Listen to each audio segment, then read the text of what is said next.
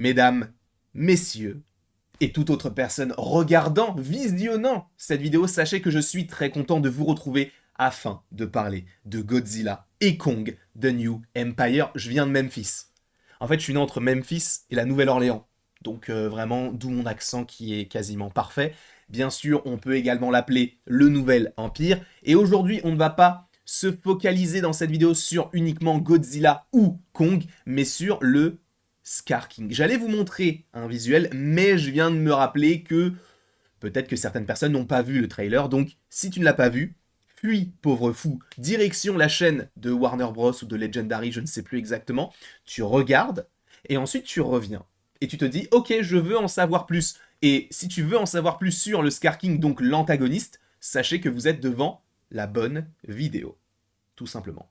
Sachez qu'on va commencer à montrer ce petit bonhomme qui n'est autre que donc le Scar King qui était déjà présent dans le premier teaser de Godzilla et Kong The New Empire où il était sur une sorte de trône. On voit qu'il a l'air un petit peu énervé, on voit que son pelage est rouge voire roux et on voit que ses yeux sont bleu clair, ça on le savait déjà. On le sait aussi qu'il s'appelle le Scar King étant donné que eh bien, le compte officiel de Godzilla et Kong a publié tout simplement une photo, enfin un poster avec ce personnage-là à l'affiche, tout simplement. Et on a eu le hashtag Scar King, donc on sait que ce sera le cas. Mais j'ai quelques petites théories par rapport à l'analyse qu'on a pu porter sur le trailer en lien avec ce personnage-là et supposément aussi en lien avec les différents leaks qui l'englobent. Parce que ce personnage est très vieux. À tel point qu'il a connu les ancêtres de Kong.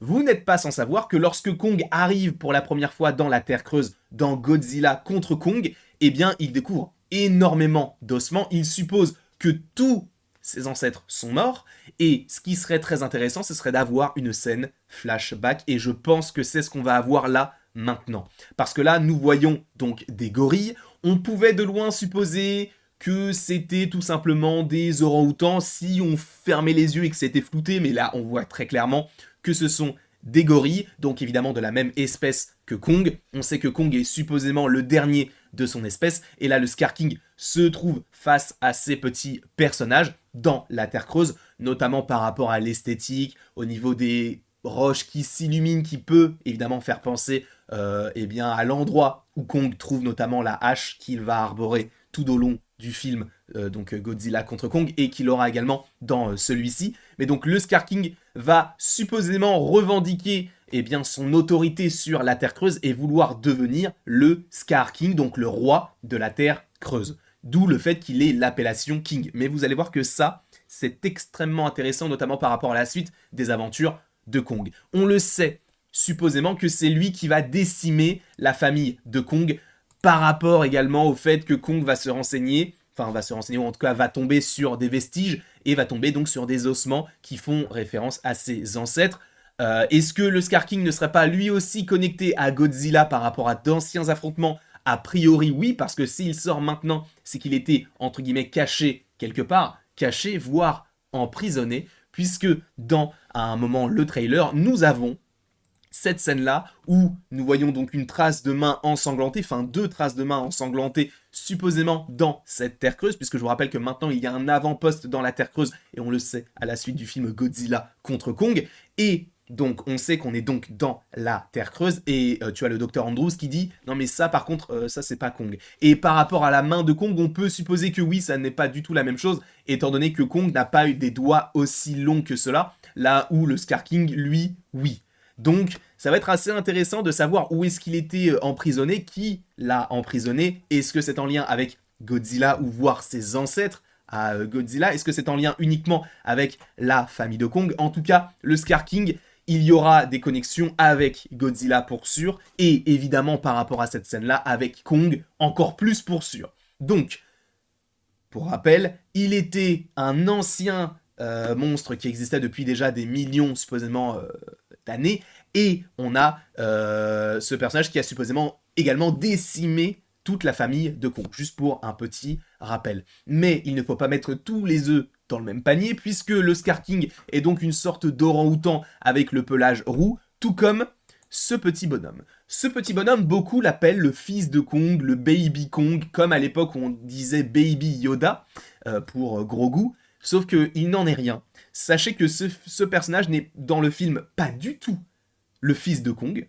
Il serait évidemment un descendant donc du Scar King, puisqu'il fait partie donc de la même espèce, sauf que lui serait donc un gentil. Et par ailleurs, par rapport aux différentes fuites de Funko Pop, de jouets, de tout ce que tu veux, on connaîtrait son nom, et il s'appellerait Suko.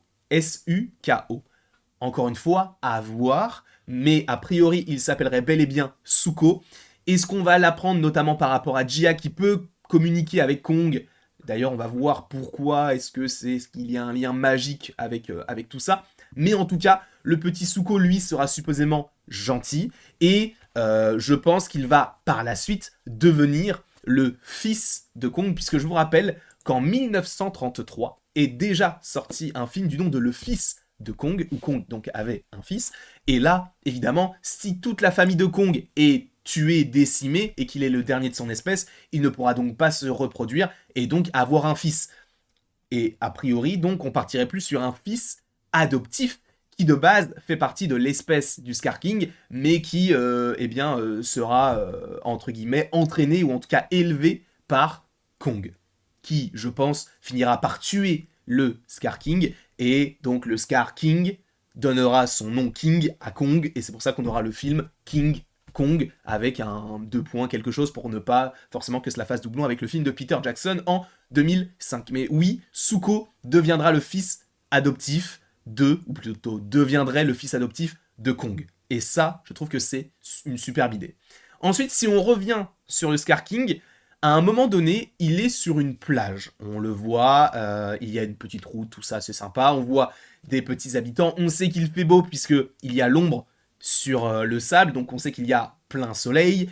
Et en fait, pour moi, cette scène-là est connectée avec la scène du tout début où on a ceci, qui est pour moi donc un avant-poste en lien avec Monarch, supposément, qui donc est sous l'eau. Pourquoi? Je n'en sais strictement rien. Qu'est-ce qu'il se cache là-dessous? On a l'impression quand même qu'il y a un petit rond, comme s'il y avait une sorte de crevasse.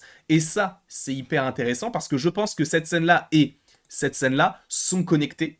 Mais je pense surtout que cette scène-là est connectée à ceci. Ceci est tout simplement à la statue du Christ rédempteur à Rio de Janeiro. Donc on est totalement au Brésil, d'accord? Sachant, je pense que lorsqu'il arrivera sur la plage, on sera également au Brésil.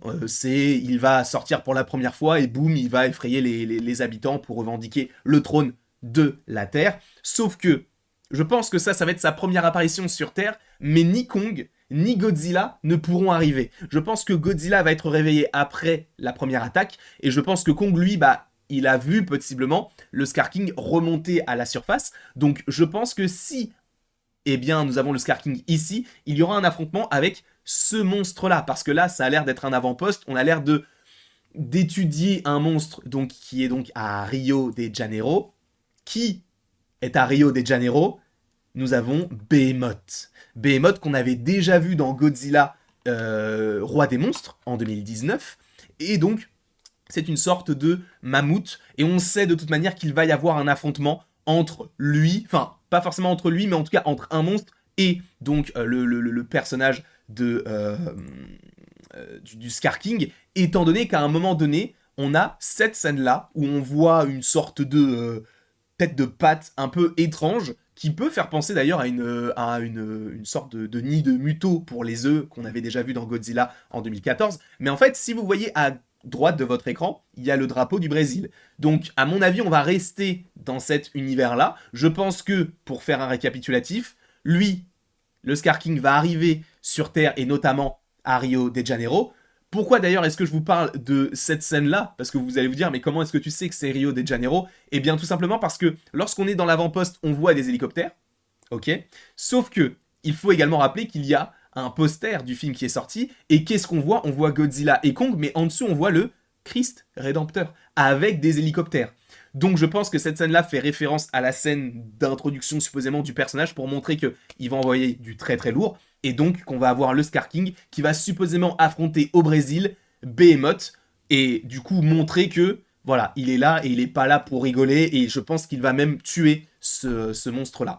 Voilà tout ce que j'avais à vous dire en lien avec le Scar King. Bien évidemment que tout cela n'est que subjectif, ce n'est que mon avis et donc mes théories par rapport à tout ceci. N'hésitez pas à me dire en commentaire ce que vous en pensez. Est-ce que vous êtes d'accord? Est-ce que vous n'êtes pas d'accord? Est-ce que vous pensez qu'il y aura d'autres choses encore? Dites-moi tout ça dans les commentaires. Et après tout ceci, il ne me reste plus qu'à vous dire à la prochaine pour la prochaine.